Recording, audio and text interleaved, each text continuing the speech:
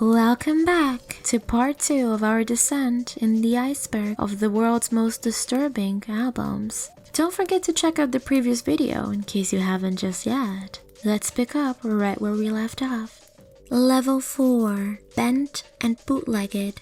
This tier features openly dark albums that are loved by fans but considered difficult listens rooted in genres that don't appeal to the mainstream and are often acquired tastes for most. Rise of the Common Woodpile is the third album by Carolina Rainbow Open Wound Chorale, a purely experimental folk record featuring what the band is mostly known for, creaking instrumentation and frog vocals with dissonant, jarring banjos and off-kilter beats. A lot of the songs are 1800s covers given an avant-garde twist, with hellish accordions building off of normal song structures in disturbing white noise and buzzing.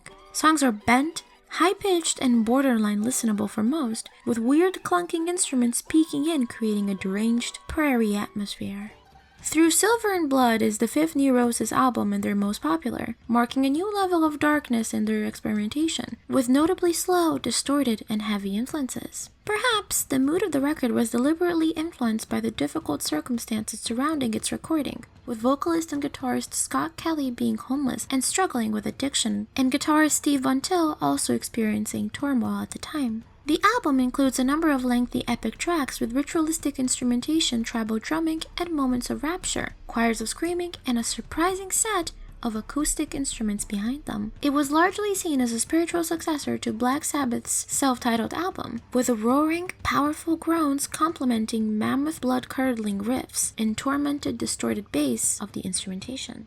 Converge's fourth album, Jane Doe, was the first to feature the band's definite lineup, which has since become one of the most important releases of the metalcore subgenre. The band's new addition, in particular drummer Ben Kohler and new songwriter and bassist Nate Newton, were instrumental in the experimentation of the record, which was mostly inspired by Converge playing tracks originally conceived by vocalist Jacob Bannon's side project Super Machiner. The band intended on creating an abrasive and divisive hardcore record, inspired by a dissolving relationship and its emotional fallouts. The record was made in 2 studios, the larger one intended for slower tracks which required more ambiance, and the smaller one for the faster tempos. The resulting sound is a suffocating, oppressive sludge of relentless musical cacophony, every song becoming a violent collision of speed, screaming, dissonance, and chaos.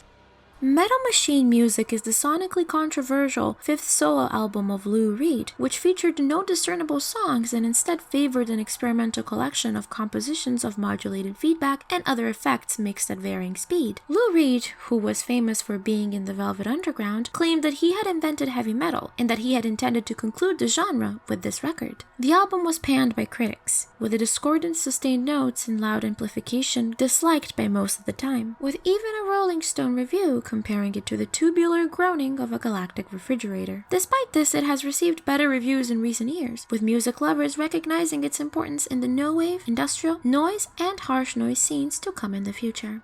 The Wall of Sacrifice was the fifth Death in June LP, and by then the band was essentially a one-man project by Douglas Pierce, although a number of musicians collaborated on this. Originally, the band had only produced 666 copies of the record's martial minimalistic drumming and keyboard effects with atmospheric neo-folk soundscapes mixed with vocal fragments and spoken word pieces. The record is characterized by hypnotic droning and sound collage experiments, with either expensive and atmospheric hints or concise and melodic structures with spectral voices and sonic territories that mix Dadaism and electronic manipulation, as well as old German singing in the 16-minute-long title track. Crazy Clown Time is the second David Lynch studio album, which we didn't expect to be named anything else, described by him as a collection of dark songs in the style of modern blues with trademark elements of avant-garde, feedback, noise, and dissonant soundscapes with dense layers of texture. Like his movies, Lynch incorporates a twist on the 50s influence, in this case the guitar with an addition of tremolo, reverb, and delay. Lynch's vocals are also treated through vocoders and modulation. Lyrics, which were written by Lynch, are, as expected, enigmatic stream of consciousness style, with spoken word interludes that emerged out of jam sessions with sound engineer Dean Hurley. Karen O from the Yeah Yeah Yeahs contributes a guest vocal performance on the opening track. The Big Problem Does Not Equal the Solution equals Let It Be is the first album by eccentric actor Crispin Glover, of Back to the Future fame. According to legend, ex-Devo frontman Mark Mothersbaugh took Crispin to a party one fateful night where he met Barnes and Barnes, mainstays of the Dr. Demento show with their song Fishheads, who wanted to do a record with him. The result is a bizarre David Lynch-esque affair filled with freak polka spoken word pieces. Barnes and Barnes wanted to get a potential hits on the album, which might explain the inclusion of the 3 cover tunes, including a fitting rendition of a Charles Manson song and Nancy Sinatra's These Boots. His 4 original songs range from a psychotic rhyme about a clown to a warped rap about masturbation. The liner notes state that if you can discover what the big problem is, then you can call 213-464-5053 to tell Glover what you think it is. Listeners would then receive postcards as a response for their tips, but as of 2007, the line has since been disconnected. Public Castration is a Good Idea is the first live album by Swans, recorded during their early years as a no-wave band, during the Greed and Holly Money tour of 1986. This is the closest any of us will now go to experience an old-school Swans gig, which went beyond noise and into some sort of cataclysmatic abyss of pain, cynicism, and emotional entropy. The production was lo-fi, but it was needed to give a sense of just how loud these concerts were, with their trademark miserable, self-loathing misanthropy, punishment, spite, and nihilism translated into something resembling music. Rough, scratchy, screamed vocals complement the thick, heavy noise beats that, in the midst of an intense experience, contribute to a dark, grotesque, skulking, stinking, maimed, depressing, and obscene atmosphere. Deceit was the second and final studio album of This Heat, a more song-oriented collection assembled from improvised recordings accumulated since 1976, with varying degrees of audio quality, like its predecessor, This Heat. The music included new improvisations along with songs that the band had been playing during live performances, making for some very unconventional sounds. Sometimes it would sound like the machinery was breaking up, as though the record player was exploding, an experimental, confrontational, and politically charged take on post-punk music and musique concrète mayhem. The record was inspired by the fear and angst the band members felt at the possibility of dying under the threat of nuclear warfare, and addresses missiles with endearing names. Much of this radiation-soaked masterpiece was recorded at Cold Storage, a disused refrigerated storeroom at a former meat pie factory. Digilog was the 20th album by the British avant-garde band Soviet France, filled with dissonant industrial textures and dark ambient. This was the first album that the band recorded using digital techniques as well as analog, which alienated several fans who felt the group sold out when they made the switch, because the decay of the analog recordings, a key aspect of their warped sounds, was finite and corruptible, and digital corruption wasn't appealing or as interesting to listen to. This record represents 2 worlds colliding and melting into one another, a mixture of failing analog and high-end digital equipment, with a heavier emphasis on industrial thumping beats, low bass rumbles, weaving in and out of beeps, creating a record that is the embodiment of sound as dirty and clumsy as anything else we perceive with our senses. As of today, it's the only Soviet France release in circulation worldwide. Oh, and beware of the last 5 seconds. What sounds like a nuclear explosion may just rip your heart in two with fright. DOA, the third and final report, is the second Throbbing Gristle album, a stylistically varied, distinct collection of tracks ranging from captured conversations to thoroughly composed creations, with a mixture of studio and live recordings and collaborations, as each member provided a solo track as well. The band was collapsing under the strain of their personal relationships at the time, not helped by the demise of guitarist Cosi Fanny Tootie's relationship with vocalist and leader Porridge and her affair with synth player Chris Carter. This led Porridge to become more paranoid, taking on most of the band's ferocious lyrics, which discussed murder, mutilation, infanticide, and the desperation of his newfound loneliness.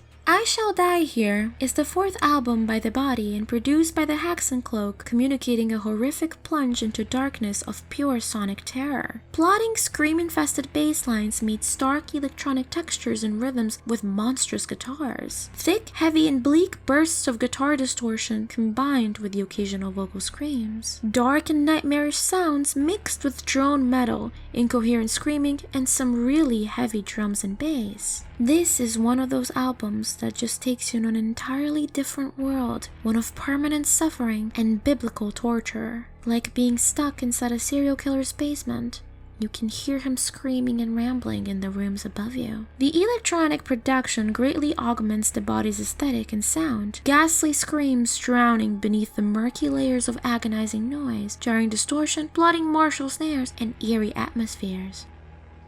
The debut studio album by American heavy metal band Body Count was produced by Ice-T, a rapper, who co-wrote the album songs which deal with political issues, police brutality, questionable sexual encounters, and drug abuse, with lead guitarist Ernie C, and performed as the band's lead singer, although the album itself does not feature rapping. The controversial song Cop Killer was the subject of much criticism from various political figures of the time, and Ice-T eventually chose to remove the song from the album. Body Count was intended to reflect straight anger. It was supposed to be the voice of the angry brother without answers. Ernie C and Ice-T were inspired by the dark, ominous tone and satanic lyrical themes of Black Sabbath, but based their lyrics in reality to be scarier. Initial copies of the album were shipped out in black body bags, and local police had told the management of a retail store in Greensboro, North Carolina, that they would no longer respond to any emergency calls at the store if they continued to sell the album. Winter, an alias of Tobias Mako, plays all the instruments and tends to alternate between live and program drums in Paysage d'Hiver. He recorded his first 6 albums over an undisclosed period of time, and then released them all over a much shorter period of time. He wanted his work, his initial progression as an artist, to be untouched by public perception. The extremely lo-fi, raw production style tends to alternate between and even combine black metal and ambient music. It incorporates elements of drone and dungeon synth as well. Production emphasizes the atmosphere as the most important aspect. All instruments, including otherworldly keyboards, are soaked with incredible amounts of distortion, so it's hard to tell the difference between them. Drums and guitars melt and create one massive drone full of trembling trebles, where what truly matters is the sound and the fury, signifying impending doom. When the Kite String Pops is Acid Bath's debut album and one of the only 2 albums they ever released, now an underground classic. The album's artwork is a self-portrait made by notorious serial killer John Wayne Gacy while in prison awaiting execution, and it's even signed by him. Drug use and consumption plays a big part on the record, as well as the nihilistic urges brought about by it. Songwriting is vulgar and gruesome. Dax Riggs' vocal performances consisting mostly of guttural, painful yells, and a back and forth of different styles. Riffs are chunky enough to combine doom, sludge, stoner, grunge, and death metal influences all together. The band themselves have described their sound as death rock and gothic hardcore. Like others on this list, some of the album samples Blue Velvet and A Clockwork Orange.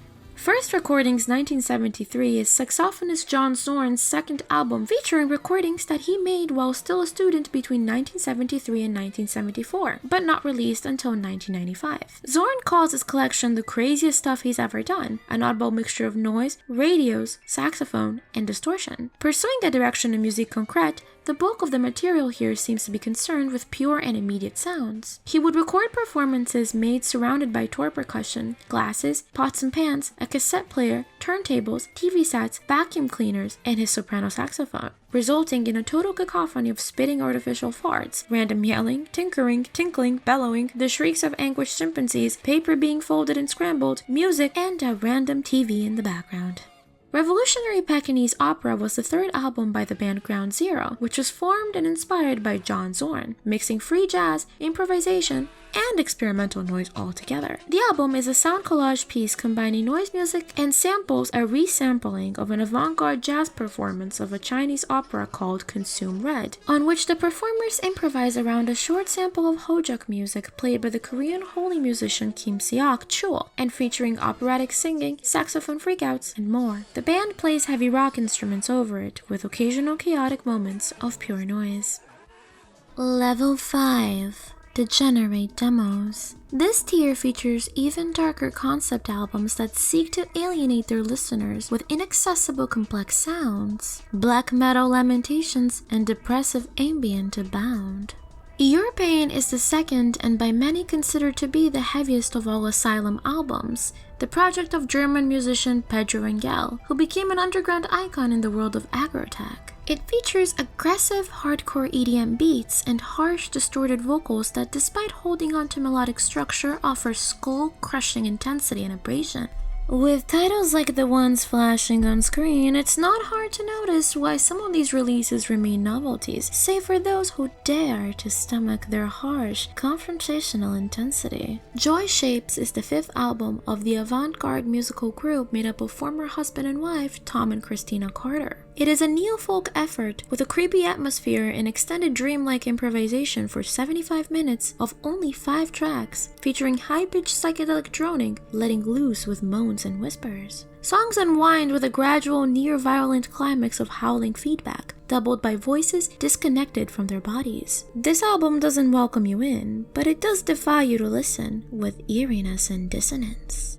Heresy is the second Universe Zero album by the rock and opposition band, featuring the heavy use of dissonance and dark, brooding, and extremely complex melodies. The release features a sticker carrying a warning, the most sinister album ever recorded. It sounds more like classical chamber music than rock, with dark, foreboding, misanthropic strings and reeds, and gets quite close to the proto-industrial and gothic genres. The atmosphere is oppressive, with nervous, jabbing ostinato patterns and rich instrumentation, which include oboes, bassoons, and string instruments. The Place Where the Black Stars Hang is the fourth Lustword album, which we have met while he collaborated with Robert Rich and Stalker in our previous video. The album consists of a 75-minute title track that is broken up into 5 movements, a sonic absence of light. Minimalistically changing synthesizer waveforms backed by subsonic heartbeat and breathing rhythms are the hallmark of the album. Thick swooshes sound like some entity breathing heavily down our neck, swallowing us in sinister undertones and vast open spaces at the empty vacuum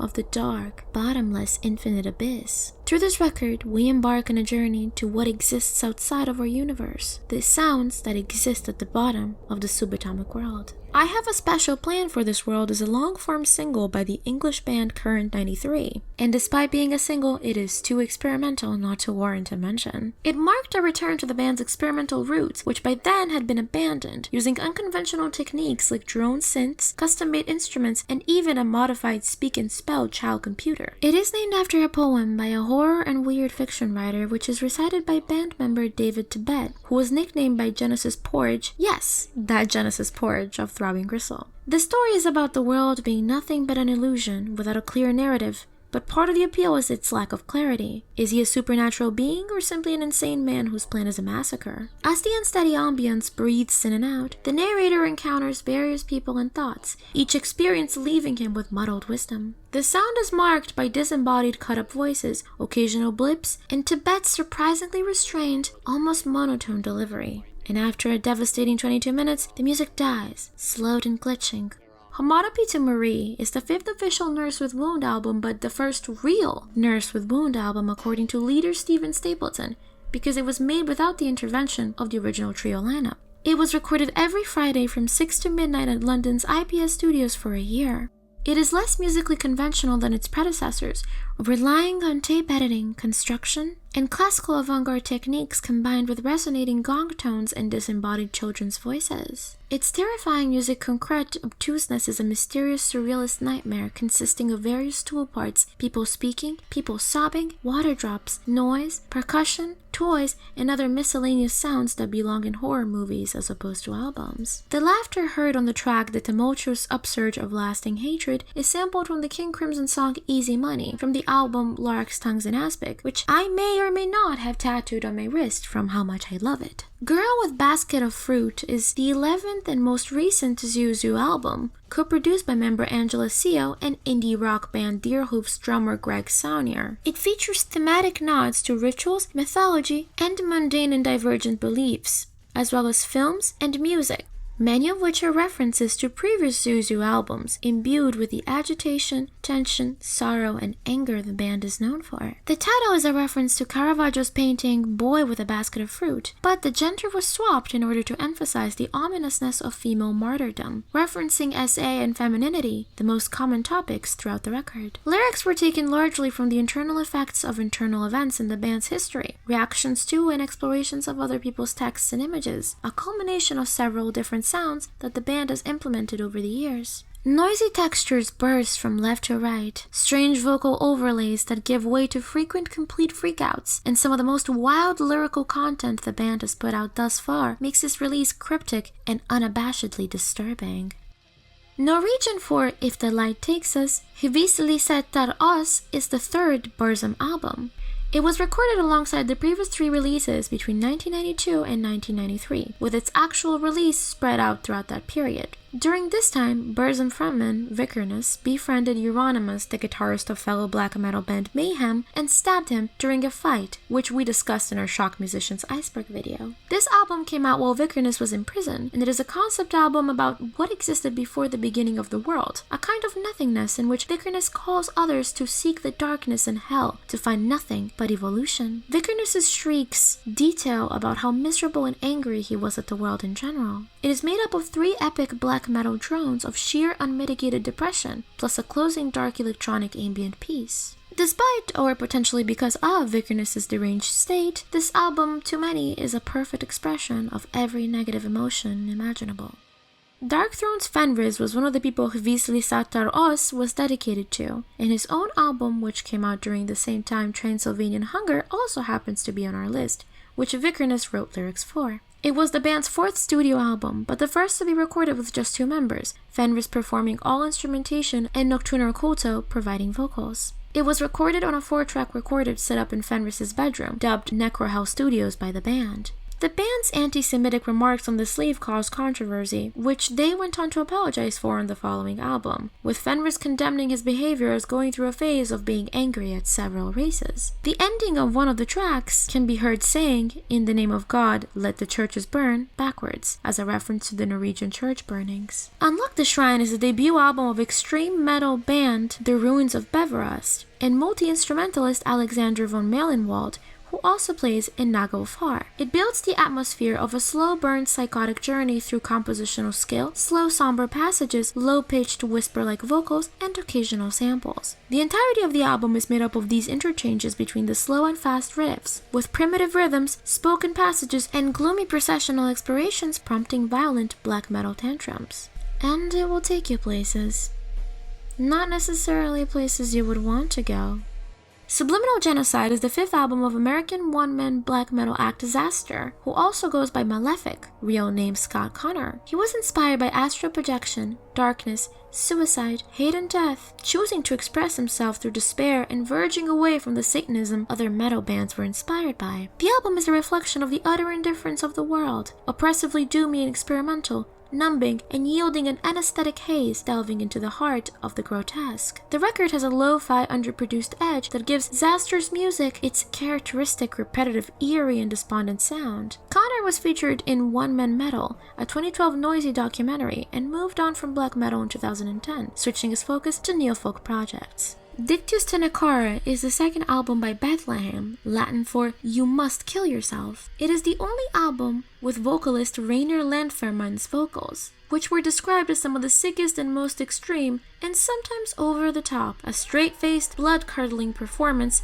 that is difficult to forget. Lyrics are surreal and nonsensical, but the imagery isn't random. Sparse notes create a feeling of desolation, black metal riffs making way for slow, atmospheric doom that is disturbing, scary, and painful. The music is stripped down to an eerie, almost ethereal bassline before kicking things back to chaos in wild, aggressive spurts. But by the 1998 follow-up, Landfermann had been replaced by Marco Caron as vocalist. Hatred for Mankind is the debut album by mysterious English band Dragged into Sunlight, made up of 4 anonymous balaclava wearers, known to play with their backs to the audience with minimal lighting and candles to set the mood. It features increasingly violent shifts between hostile death metal riffs like the various vocal and instrumental screeches and thicker, more venomous doom metal grooves. The album cover sets the tone, depicting KKK members, Satanism, a deformed noobed woman giving birth, and gravity-defying retching illustrated in one terrifying visual. The album also features a number of serial killer quotes, including some resident favorites like Eileen Wuornos and Charles Manson. Teetering guitar riffs oscillate between death and black metal, with suffocating thickness blurring a mix of sludge, death, black, and doom metal that sounds insanely evil. Another fully anonymous band is Portal, who perform in executioner suits and utilize stage names for album credits, concerts, and interviews. Their debut album, Sepia, called for a vocalist, known as the Curator, to wear a tattered wizard hat. It features distorted guitar riffs, down-tuned rhythms, and vocals ranging from menacing and echoing sound effects to death grunts. The band has commented that they explored depth and atmosphere in the aim of a descriptive soundscape where the feeling must flow, exploring different planes of darkness and atmosphere and not being extreme for the pure sake of it. Their lo-fi production approach involves striking a balance to allow the instruments to spill forth and explode when necessary to accentuate the impact of the music and enhance its soundscapes. The massive guitars create the gritty sound, playing fast and predictable choppy riffs that forge the band's own breed of coarse, gritty, and evil death metal. Caligula is the third album by Kristen Hayter, whose stage name Lingua Ignota translates into unknown language in English. It is the first to be recorded in a professional studio featuring collabs from other musicians and guest appearances, including Lee Buford of The Body. It is named after the hedonistic sadist Roman Emperor Caligula, as a concept of a psychotic fugue Kristen was going through. It deals with Hayter's own experiences with abuse of power, misogyny, depravity, hate, vengeance, and violence in its lyrics, those present in politics as well as Hayter's own madness as a result of trauma. The album combines elements of classical music with opera, metal, and noise, creating a large and powerful sound. On one track, Hayter reworked Jim Jones's Jonestown Death tape complete with screams and panic. She also uses her striking voice, the sound of rambunctious lament akin to a wolf's ululation, to proclaim her impending revenge on abusers, keeping her larynx low to restrict her more feminine timbre, and often using her worst vocal take on the final track. Also released on Profound Lore Records was Prurien's fifth album, Frozen Niagara Falls, the project of Dominic Furno. Originally, it was planned to be recorded exclusively using non-musical acoustic sounds, like things being destroyed, rocks being cracked in half, and hurled around the highest of volumes. To channel the spirit of homelessness, Furno recorded the album in New York City despite conceiving its concept in power electronics haven, Italy. Rushing static, distant growls, and harsh noises are featured prominently as the dominant sounds of the album that transcend most common genre conventions, be they power electronics, harsh noise, or even metal. Venereology is harsh noise pioneer Merzbau's second album, his take on death metal after having been signed on a death metal label, Release Entertainment. The release brought American fame and audience to Merzbau, who had been previously only widely known in the Japanese harsh noise circles. Perhaps then it isn't a coincidence that it was named after the branch of medicine that studies STDs. According to legend, the track I Lead You Towards Glorious Times is the loudest track to ever be recorded on CD format. Merzbau was more inspired by the concept of death itself than the musical limits of the death metal genre, wanting to move beyond sonic rules of music and citing Taboo photographer J.P. Whitkin as an influence. He recorded the album while drunk on beer, and after its release returned to a more traditional, sobered, harsh noise sound. Mommy and Daddy is the 15th White House album. Steve Albini, of Big Black fame, who had also helped produce Spiderland, contributed to the production of a track on the record called Private, while controversial artist Peter Sodas was responsible for writing the majority of the music, along with permanent band member William Bennett. Even Bennett himself recognizes this offering as possibly the darkest in White House's career, with an explicit thematic focus on domestic abuse. There is a neurosis present on the music that he found genuinely shocking and did not think of himself as capable of discovering, fearing that fans of the band's original work would have disliked it also. It was then natural that it could have only been Sodos and Albini to put together a track as depraved as Private, which compiled recordings and interviews with victims of violence and CA in what would have become Sodos' terrifying signature style. Xandra Metcalf's project Ubua's fourth album, The Origin of My Depression, reflects on her struggles with transgender identity and mental health. She associates the sparse instrumentation with bare and quiet interludes to signify her deep sadness, with only few and far between harsh noise interludes for a jarring contrast of all sorts. A lot of the songs were improvisations refined into compositions, usually after several attempts, while some were happy accidents. Blunt, bleak vocals are produced so as to mimic the transition she had experienced through sound, shifting from male to female and back again within a single track, and using the title track to actually list all the origins of her depression. As it builds in cacophony and intensity, we reach the climax, crashing walls of noise becoming a darker and more oppressive look into someone's journey with coming to terms with an intimate part of themselves. Level 6. This file is corrupted. This tier features albums that can only lead one to wonder, why did anyone make this? Listener discretion is advised, and mysterious lore is plenty. Behold Total Rejection is the fifth album by chaotic black death metal band Revenge. While many describe this release as war metal, the band refutes the label, emphasizing heavy barbaric chaos with violence and long songs that implement complex song structures with a brutal wall of sound. Lyrics explore various militant themes of anti-religion, anti-humanity, and the collapse of mankind, but the vocals of the record are perhaps its most contentious and controversial aspect. Descriptions range from pitch-shifted and hellish to a frog gargling melted cheese, who swear blasting this album is the perfect way to alienate friends, family, and any soul in the vicinity. The Conet Project, Recordings of Shortwave Number Stations, is a series of recordings of number stations, which are geographical markers to unknown locations. Conspiracy theories believe them to be operated by government agencies to communicate with spies. The decision to release the set was based on the work of number station aficionado Akin Fernandez, and the collection was available for free download along with a PDF transcript in 1997. The title comes from the mishearing of the Czech word konek, which marks the end of the transmission on the Czech number station. Faint female vocals, static silence, monotonous tones, and childlike melodies characterize the collection. It went on to be featured and sampled by a number of artists, from Porcupine Tree, who we saw in our previous video, to Wilco, who was sued for copyright infringement as a result. In 2013, the collection was re-released with an additional disc added, which includes exclusively recordings of noise stations. Its terror emerging not from overt horrifying imagery, but the idea of finding something unintentionally lurking underneath the surface, deep into reality. Darknet Portfolio is the project that follows the mixtape by the enigmatic group of rappers releasing as World Corp Enterprises. The story behind the record is detailed by both Nexport and Mudahar from Some Ordinary Gamers and other videos, but essentially this is the companion audio-only piece to a series of visual vaporwave-inspired surreal videos that were released by World Corp on YouTube, which then led to a website tied to what is believed to be a secret organization or an insanely intricate ARG.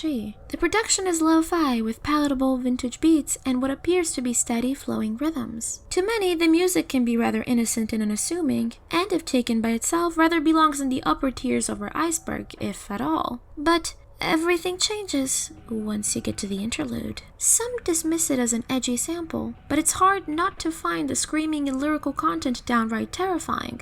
A parody of an advertisement that offers anything you can possibly think of, no matter how depraved. After the interlude, bars become more depressive, exploring mental and physical abuse. Venetian Snares, who we've briefly met on our previous Iceberg, teamed up with experimental industrial breakcore artist Hecate to produce Ninfa Matriarch in 2003. Literally. The couple got together and consummated their relationship, opting to record the end result and remix it into a full-length album. The hard-hitting beats were constructed from the sounds of flesh slapping, moaning, shouting, and musique concrète-like interjections of dirty talk. Recording sessions were creative.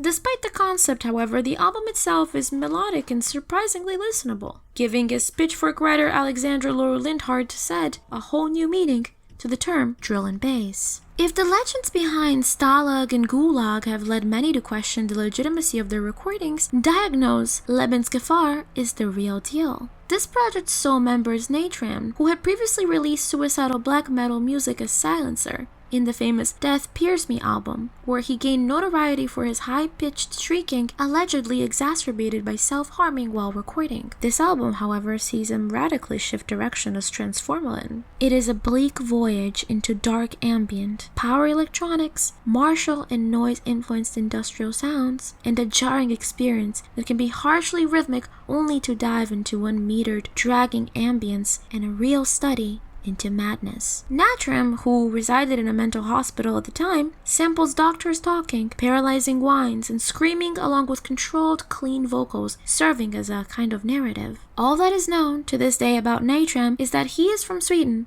that he was born between 1975 and 1977, and while he is anonymous, he did write a book in 2011 entitled Pig's Heart, containing his photographs and poetry.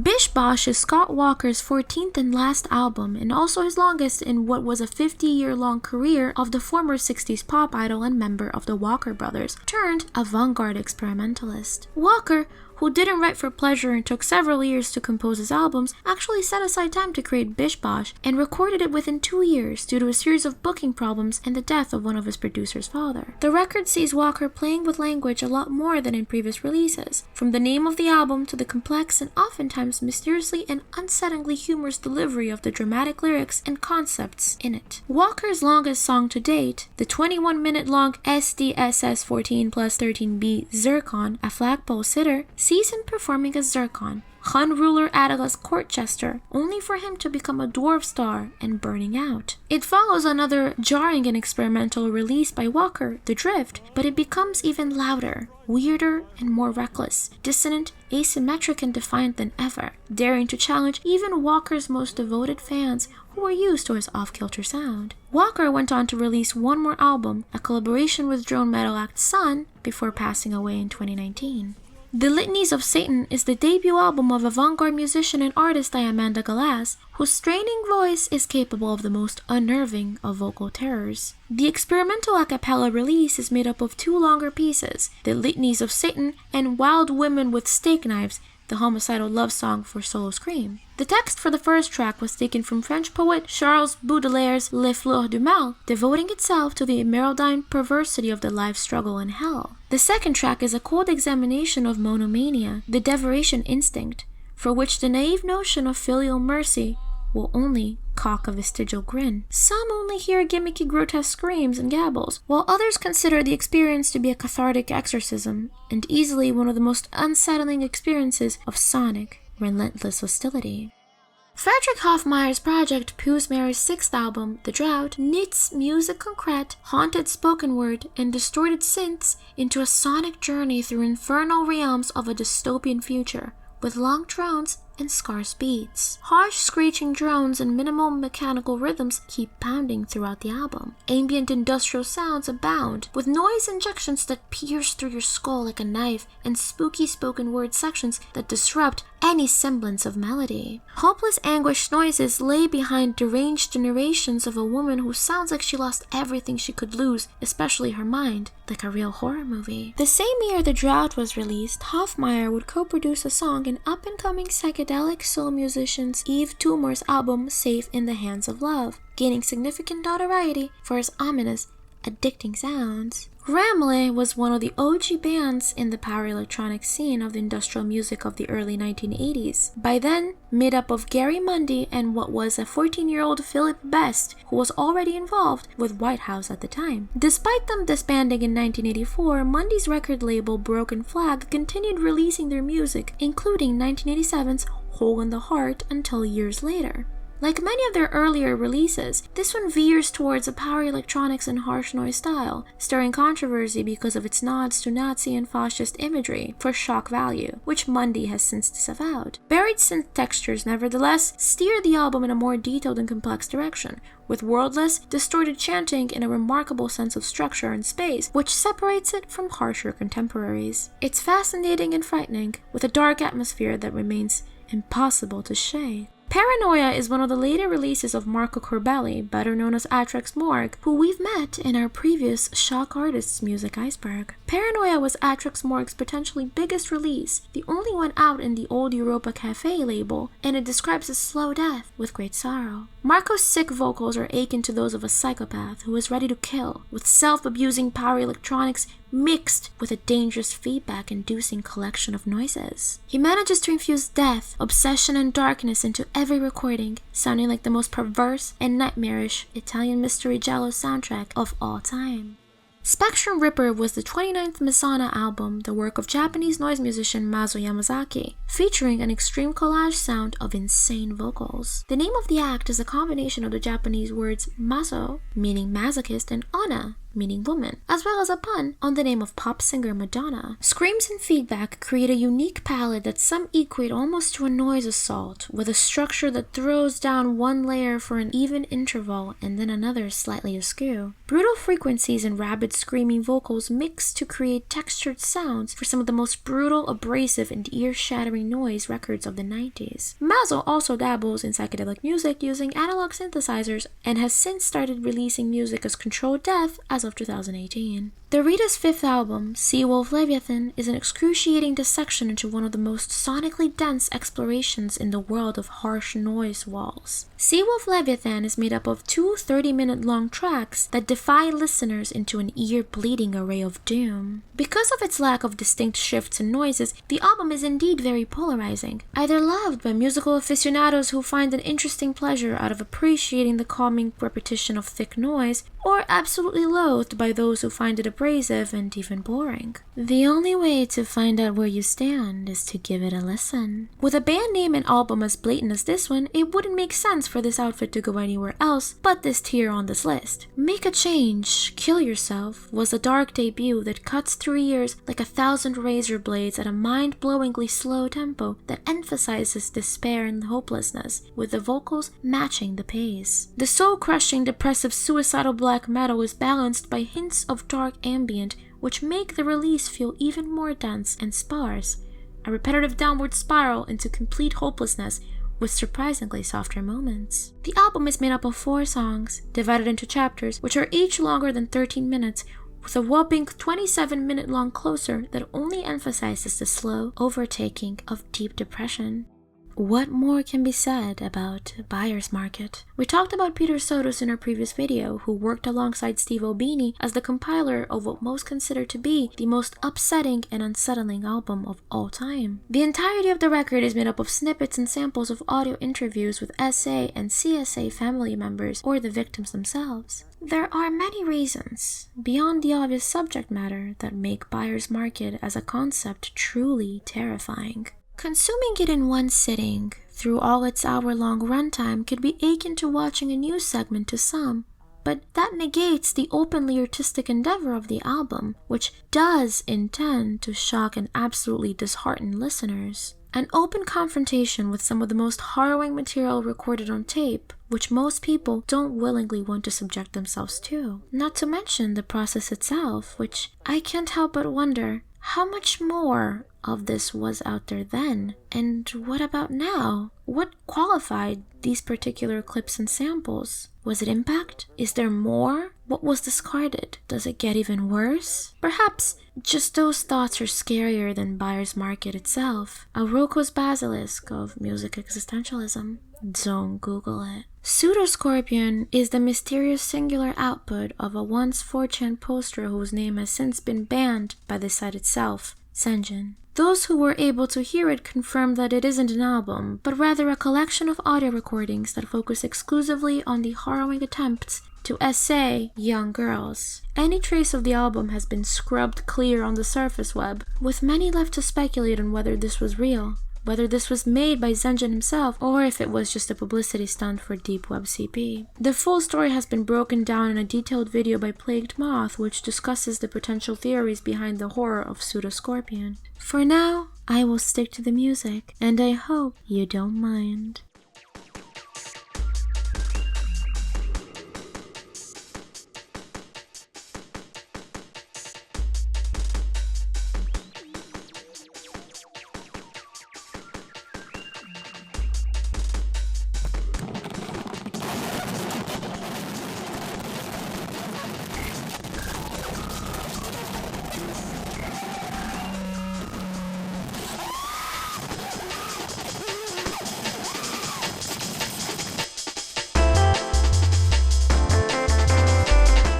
Thank you so much for watching. We hope you will subscribe for more content coming soon.